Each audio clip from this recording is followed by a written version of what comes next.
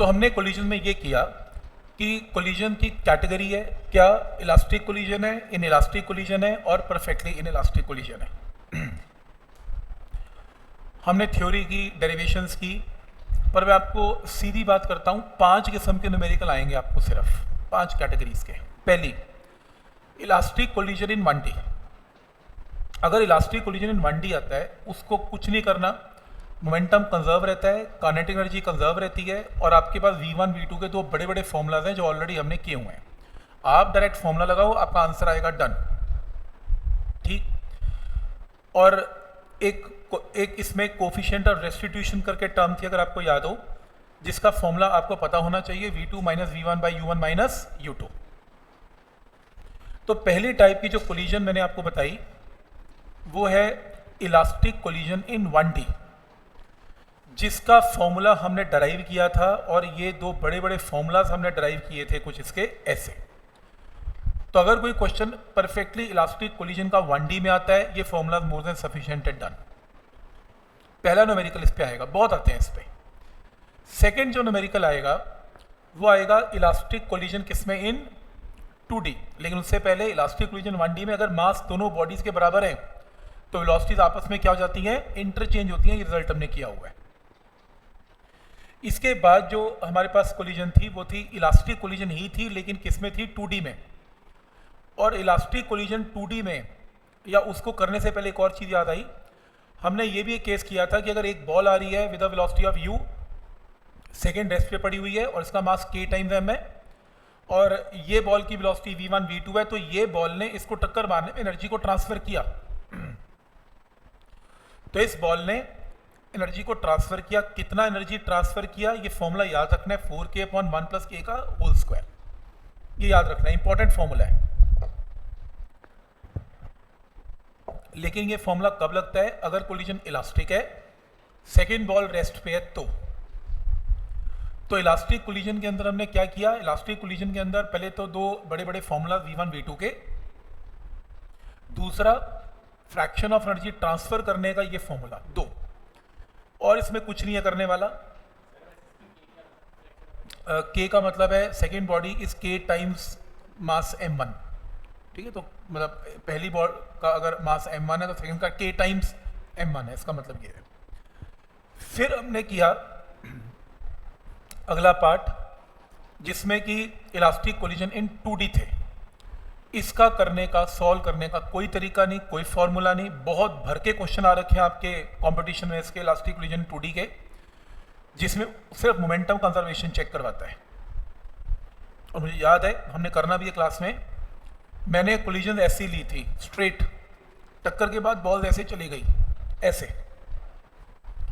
वो क्वेश्चन पूछेगा 2 बॉल्स आ रही हैं टेढ़ी ऐसी, टक्कर के बाद ऐसी जा रही हैं, कोई फर्क नहीं पड़ता। रूल वही है कि अगर इलास्टिक कोलिजन 2D में कोई फॉर्मूला नहीं है V1 V2 का, आपको सबसे पहले क्या करना है, मोमेंटम कंजर्व करना है। मोमेंटम कंजर्वेशन में एक ball m1 m moving with u1, second ball rest पे, कोलिजन के बाद θ1 θ2, आपने क्या किया, इसके कंपोनेंट्स बनाए। इसका मोमेंटम m1 v1 का m1 v1 cos θ1, m1 v1 sin θ1, m2 v2 cos θ2, m2 v2 sin θ2। Collision से पहले x एक्सिस का मोमेंटम कंजर्व किया, y का कंजर्व किया, बिकॉज एनर्जी लॉस तो नहीं है। x का मोमेंटम कंजर्व कैसे किया, कोलिजन से पहले इसका मोमेंटम x में m1 u1, इसका 0। कोलिजन के बाद इसका momentum m1 v1 cos θ1, m2 v2 cos θ2, इसे इक्वेट कर लिया फर्स्ट इक्वेशन। फिर y एक्सिस में ये मूव नहीं कर रहा है, तो इसका मोमेंटम इनिशियली 0, y में मूवमेंट ही नहीं है, मोमेंटम 0, इसका भी 0, और इसका m1 v1 sin θ1, m2 v2 sin θ2 में साइन क्या लगेगा आगे, नेगेटिव, क्योंकि एक ऊपर है और एक नीचे। ये दूसरी इक्वेशन बनाने सिखाई। तीसरी, एनर्जी वेक्टर नहीं है, स्केलर है, तो सीधा इनिशियल टक्कर से पहले एनर्जी दोनों बॉल्स की और टक्कर के बाद एनर्जी विल रिमेन सेम। यहां से सॉल्व करके v1 v2 की वैल्यू आएगी। कोई फॉर्मूला नहीं है, सीधा पेपर में देखना पड़ेगा। सबसे इंपॉर्टेंट स्टेप इसमें मोमेंटम कंजर्वेशन का होता है। आप पहले कंपोनेंट्स बनाते हैं x में और y में, फिर आप x का मोमेंटम कंजर्व करते हैं, फिर y का मोमेंटम कंजर्व करते हैं, डन। तो हमने क्या सीखा, अगर इलास्टिक कोलिजन इन 1D है तो v1 v2 के 2 बड़े बड़े फॉर्मूलाज हैं। अगर इलास्टिक कोलिजन इन 2D है, कोई फॉर्मूला नहीं है, एक्स का मोमेंटम अलग है, वाई का मोमेंटम अलग कंजर्व है और एनर्जी कंजर्व है, डन। दो टाइप की कोलिजन हो गई।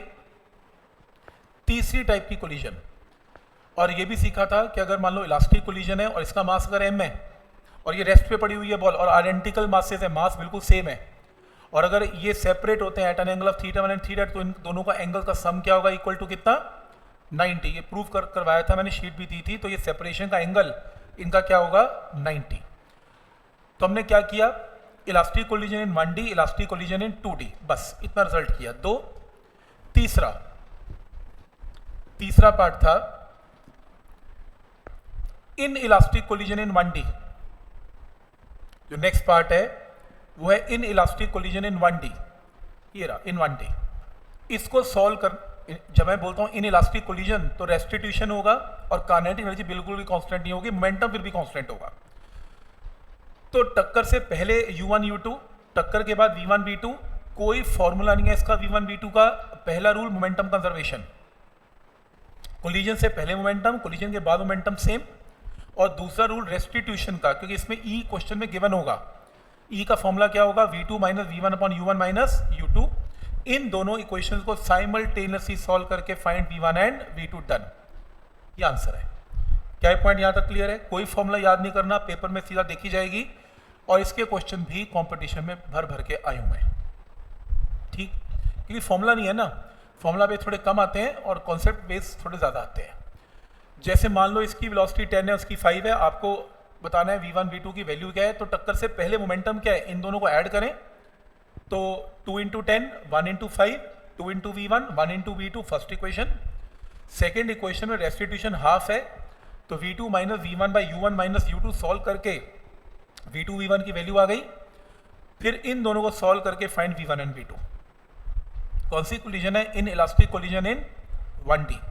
तो पहली कोलिजन थी इलास्टिक कोलिजन इन 1D, V1 V2 के दो बड़े बड़े फॉर्मूलास।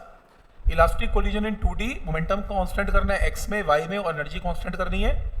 तीसरी in elastic collision in 1D, momentum constant करना है और रेस्टिट्यूशन यूज करना है।